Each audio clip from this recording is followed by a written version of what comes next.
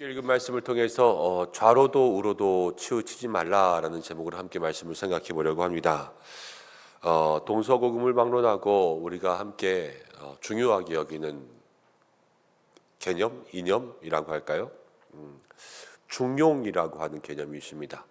이 중용이라고 하는 것이 무엇이냐면 너무 무리하게 지나치게 하지 말자, 과유불급 이런 뜻이에요. 우리가 가끔 그런 얘기하지 않습니까? 모난돌이 정맞는다. 그래서 그냥 적당히 해 이런 말도 있고, 그냥 절반만 하면 되지 이런 말도 있습니다. 너무 잘하려고도 하지 말고 너무 많이 하려고도 하지 마라. 세상에서는 이렇게 이야기하지만 이거를 신앙적인 용어를 가지고 오면 너무 앞서지도 말고 너무 뒤서지도 말고, 이게 아니라 신앙적인 말에서는 이렇게 해석하는 것이 맞을 것 같아요. 좌로도 우로도 치우치지 말라. 그러면 어느 길로 가야 되냐면요, 오직 정도로만, 하나님 기뻐하시는 그 길로만 가는 거예요.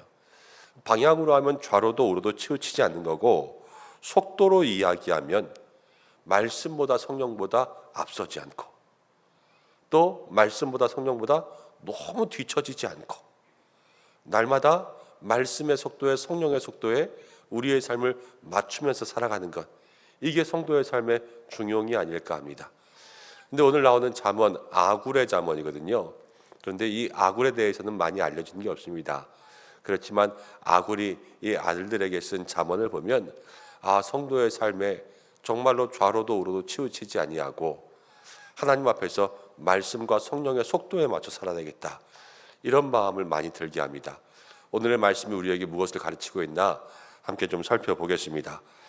1절에 아굴의 잠언이라 이렇게 이야기했고요. 2절에는 이렇게 나옵니다. 나는 다른 사람에게 비하면 짐승이라 내게는 총명이 있지 아니하니라. 3절, 나는 지혜를 배우지 못하였고 또 거룩하신 자를 아는 지식이 없거니와. 이렇게만 보면 이 아굴이라는 사람은 하나님을 모르는 사람 같고 지혜와 지식이 없는 사람 같지만 그렇지 않아요. 이건 겸손의 말이에요. 겸손의 말. 이 아굴의 잠언을 보면 정말로 깊은 하나님에 대한 지식이 있고 이 속에 믿음의 귀한 모습이 있는 것을 알게 됩니다. 그러면서 4절에 질문하는 거예요. 하늘에 올라갔다 내려온 자가 누구인지, 바람을 장중에 모은 자가 누구인지, 땅의 끝을 정한 자가 누구인지, 그의 이름이 무엇인지, 그의 아들의 이름이 무엇인지. 여러분, 그의 이름은 누구십니까? 여호와 하나님이시죠. 그의 아들의 이름은 무엇입니까? 예수 그리스도시죠. 그의 아들까지도 다 알고 있어요. 그러면서 너는 아느냐? 그러면서 자식들에게 이야기합니다. 누구를 이야기하려고 하냐면 지금부터 하나님을 이야기하려고 하는 거예요. 그런데 5절 말씀에 가장 중요한 삶의 법칙이 하나 나옵니다. 함께 읽어보겠습니다. 5절 시작. 하나님의 말씀은 다 순전하며 하나님은 그를 의지하는 자의 방패시니라. 다른 게 없어요. 하나님의 말씀은 다 순전해요. 하나님의 말씀은 다 옳아. 하나님의 말씀은, 말씀 가운데 나오는 모든 성경의 말씀은 우리의 인생에 정말로 충분하게 우리를 가르치고 교훈하며 책망하며 우리의 삶을 바르게 할 수 있는 그러한 순전한 말씀이라는 것을 이 아굴이 먼저 이야기하고 있죠. 하나님의 말씀은 다 순전하며 1.1획도 말씀대로 이루어지지 않는 게 없어요. 하나님은 말씀대로 역사하신단 말이에요. 그리고 그를 의지하는 자의 방패시니라. 누구든지 하나님께 피하면요, 하나님이 그 사람을 지켜 보호하시는 줄로 믿습니다. 우리에게 도패신 되신 예수 그리스도, 또 주님의 날개 그른 아래에 우리를 품으시면 누구도 그 사람을 해할 수가 없어요. 이것을 먼저 그 자녀들의 삶의 원리 가운데 말씀해 주는 겁니다. 하나님의 말씀은 다 순전하고 하나님만 의지하면 하나님이 방패가 되신다. 근데 살아가면서 신앙생활할 때 주의할 게 있는데 6절 말씀입니다. 함께 읽어보겠습니다. 시작. 너는 그의 말씀에 더하지 말라. 그가 너를 책망하시겠고. 너는 그의 말씀에 더하지 말라 그랬어요. 말씀은 다 순전한데 성도들의 삶에 말씀에 더하는 것이 문제라는 거예요. 여러분, 하나님의 말씀에 더한다는 건 무엇입니까? 무엇을 더해요? 말씀에 말씀을 더하는 게 아니에요. 말씀에 사람의 이야기를 더하는 게 문제예요. 이 가장 큰 문제가 어디서 나오냐면 에덴 동산에서 나옵니다. 에덴 동산에서 아담과 하와에게 누가 왔죠? 뱀이 왔죠. 뱀이 와서 이 선악과를 먹으라고 할 때 여러분 교묘하게 말씀을 틀어가지고요 하와에게 접근했어요. 말씀을 모르는 게 아니었어요. 그렇지만 말씀에 자기의 뜻을 더해서 이것을 먹으면 눈이 밝아진다. 이것을 먹으면 하나님처럼 된다. 이렇게 먹지 말라고 한 거에 말씀에 자기의 이야기를 얹어서 가니까요. 그게 거짓말이 되는 거예요. 그리고 그것으로 사람을 넘어뜨리게 하고요. 에덴 동산에서 쫓겨나게 만들었습니다. 하나님과 함께 있는 것이 에덴의 삶이에요. 말씀과 함께 있는 것이 에덴의 삶이에요. 사실은 우리에게 말씀대로 살아가면 고난 가운데 하나님과 함께 하시고 우리의 인생이 어려움 가운데도 하나님 동행하시니까 그게 형통이란 말이에요. 그렇지만 이 말씀 삶 가운데 우리의 뜻이 들어가고 이 말씀에 우리가 보태고 과장해서 하나님의 길, 이 정도에서 벗어나게 하고 좌로도 우로도 치우치게 하면 그때서부터 에덴에서 멀어지는 삶이 생기는 겁니다. 여러분 말씀은 다 순전해요. 말씀대로 갈 수 있고 이 말씀에 여러분 말씀을 강조하다 보면 때로는 과장될 수도 있고 또 말씀을 내 뜻대로 해석하면 그 말씀에서 빼고 싶은 게 생길 때가 있어요. 아 이건 아니지. 그러나 그런 모든 삶을 조심해야 돼요. 세상 사람들이 말씀을 몰라서 하는 게 아니라 성도가 말씀을 알고 과장하는 것. 아 혹시 나에게 있는 그런 모습이 있지 않을까. 이것들을 마음속에 생각하고 하나님 앞에 말씀을 알면서 죄를 짓지 않게 조심하는 여러분들 되시기를 바랍니다. 자, 7절 말씀 가운데도 그러죠. 주께 두 가지를 구한다. 아주 유명한 말씀인데 8절 말씀 가운데 헛된 것과 거짓말을 내게서 멀게 하옵소서. 헛되고 거짓말하는 것 하나님이 싫어하시는 것이에요. 하나님이 싫어하시는 것을 멀게 하고 그 다음에 함께 읽어볼까요? 나를 가난하게도 마옵시고 부하게도 마옵시고 오직 필요한 양식들로 나를 먹이시옵소서. 나를 너무 가난하게도 말고 나를 너무 부하게도 말고 내가 정말로 필요를 따라 살게 하여 주옵소서. 이렇게 기도하고 있습니다. 너무 가난해서 하나님의 영광을 가리울까? 또 너무 부하여서 내가 편해 이 정도면 됐지 그러면서 하나님을 잊고 살까? 이것을 아굴은 지금 걱정하고 있는 거 아니겠습니까? 여러분 고난 때문에 힘들고 어려움 때문에 또 그것 때문에 하나님의 영광을 가리울까? 여러분 이것도 우리의 삶에 참 많은 고민이고 기도의 제목이지만 또 우리가 너무 배불러서 믿음이 없어지는 것 이것도 우리의 삶에 참 어려운 문제예요. 중요한 문제. 우리가 한번 제가 얼마 전에 말씀드린 거 있는 것 같아요. 믿음이 가난을 이기기는 쉽지만 풍족함을 이기기가 어렵다.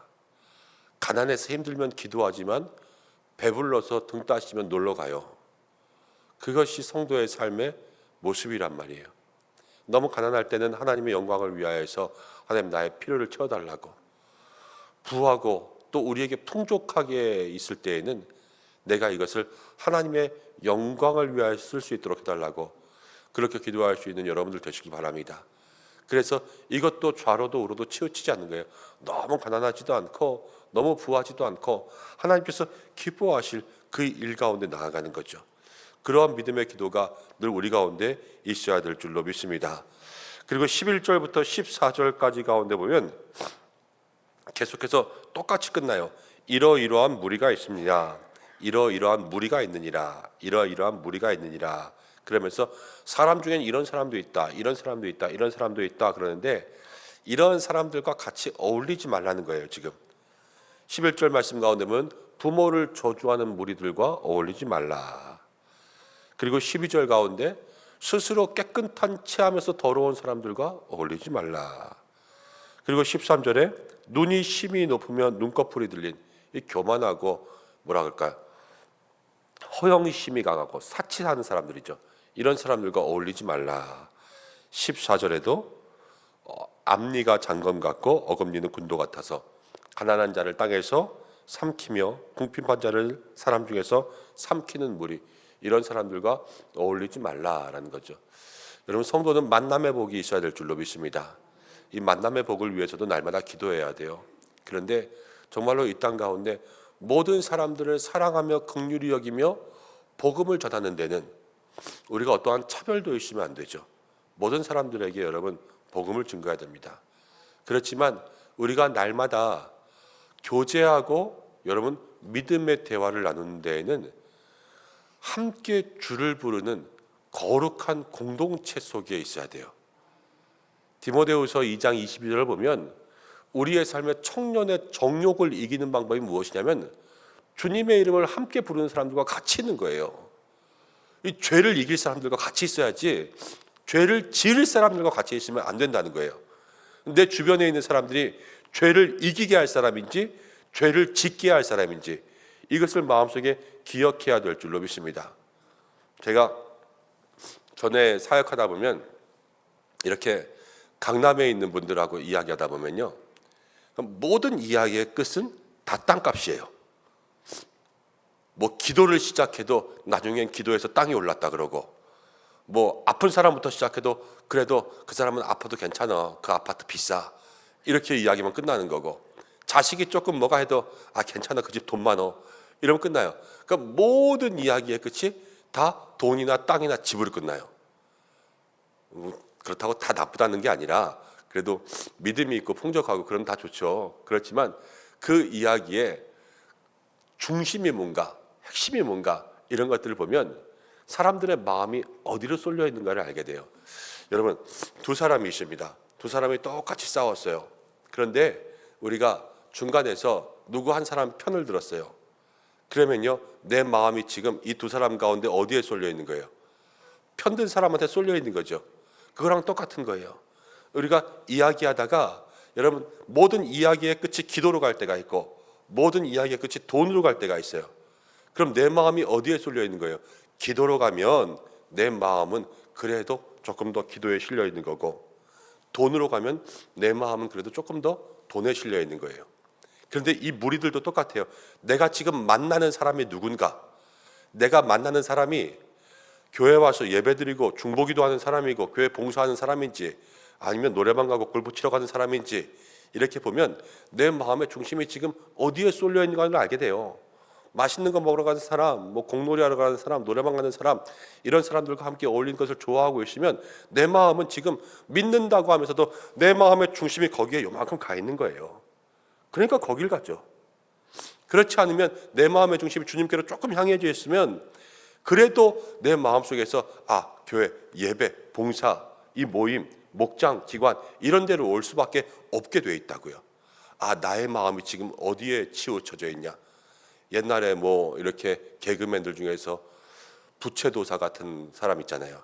뭐 넘어간다 그러면서 이렇게 탁 넘어가면 뭐 맞았다 어디다 막 이런 사람. 그처럼 내 마음이 지금 어디에 넘어가고 어디에 쏠려 있는지 여러분 그것을 바라볼 수 있을 때 우리들의 삶의 신앙의 진정한 모습을 볼 수 있게 될 줄로 믿습니다. 신앙은 늘 정도를 가는 거예요. 좌로도 치우치지 말고 우로도 치우치지 말고. 여러분, 세상 가운데 흔들리고 이쪽 저쪽 기웃기웃하는 것이 아니라 늘 우리의 시선은 주님만 바라봐야 될 줄로 믿습니다. 여러분, 물질 가운데도 주님만 바라보고 사람들 가운데도 주님만 바라보고 하나님의 말씀은 다 순전하고 여호와는 그를 의지하는 자에게 방패가 되신다. 이것을 마음속에 기억하고 하나님, 오늘도 우리가 주님의 길, 이 바른 길 정도만을 가게 하여 주옵소서. 기도할 수 있는 저와 여러분들 되시기를 주님의 이름으로 축원합니다. 함께 기도하겠습니다. 고마우신 아버지 하나님, 감사합니다. 우리를 믿음의 길에 불러주시고 이 길 가운데 주님 바라볼 수 있도록 하심을 감사합니다. 세상 가운데 살아가다 보면 자꾸만 우리의 눈을 기웃기웃하게 하고 하나님 말씀을 붙들고 살아가면서도 이 말씀에 사람의 생각이 더딥혀지고 사람의 생각이 더하여져서 말씀을 가지고도 뱀처럼 유혹하는 사람들을 만날 수가 있고, 우리의 삶에 가난할 때에도 부할 때에도 이쪽 저쪽으로 흔들리기 쉽고, 또 우리가 만나고 있는 많은 사람의 무리들도 우리를 이쪽 저쪽으로 마음 빼앗아 가기가 쉬운 때를 살아가지만, 그러나 주여, 하나님의 말씀은 다 순전하고 여호와를 의지하는 자에게 하나님이 방패가 되시는 줄로 믿습니다. 오직 주님만 따라가며 이 아침에도 이 새벽에도 이 한날에도 주님만 바라며 그 믿음의 정도를 걸어갈 수 있는 모든 은성의 성도들 될 수 있도록 주여 역사하여 주시옵소서. 세상의 마음 뺏기지 않게 우리의 마음을 지켜주시고 우리의 생각을 지켜주시고 우리의 눈을 지켜주셔서 이쪽 저쪽 기웃대지 아니하고 주님만 바라보는 주바라기의 삶이 될 수 있도록 역사하여 주시옵소서. 오늘 한날도 기도하며 나아갑니다. 주님, 사랑하는 백성들을 지켜주시고 어디에 있든지 동행하시며 형통의 삶을 주시고 가정과 자녀 일터를 주여 축복하여 주시옵소서. 하나님, 이 나라를 지켜주셔서 많은 사고와 사건으로부터 주여 모든 어려움 가운데 있는 사람들을 다 구원하시고 특별히 이 나라 하나님 주께서 거룩한 제사장의 나라 될 수 있도록 인도하여 주시옵소서. 마약, 약물 중독, 동성애 이런 것들이 다 사라지게 도와주시고 특별히 하나님 음란한 나라 되지 않게 인도하시고 성범죄가 사라지게 인도하여 주시고 아이들을 대상으로 한 범죄들이 사라지게 인도하여 주셔서 영혼이 뺏기고 생명이 뺏기고 하나님 이 나라의 모든 혼란을 일으키는 일들이 사라지고 주님의 질서와 정의와 공의가 이 땅에 가득하게 도와주셔서 하나님 100여 년 전에 이 땅에 그렇게 못 살고 어려울 때에 선교사들의 순교자들의 피가 이 땅 가운데 흘린 귀한 나라인데 주여 이제 그 열매가 다시 한번 새롭게 되어서 동방의 이스라엘 민족 되게 도와주시고 선교 한국 삼아주시고 제사장의 나라 하나님 그리스도의 계절이 다시 한번 꽃피워지는 믿음의 나라 될 수 있도록 인도하여 주시옵소서. 오늘도 사랑하는 모든 백성들의 기도를 들으시고 특별히 환우들을 기억하여 주셔서 치료의 광선 비추어 주시며 얼마 남지 않은 연말과 교회의 모든 행정과 내년도의 계획과 새일의 특별 새벽 기도회와 송구영신과 모든 예배 가운데 주여 은혜 예비하여 주옵소서. 예수님의 이름으로 기도드립니다. 아멘.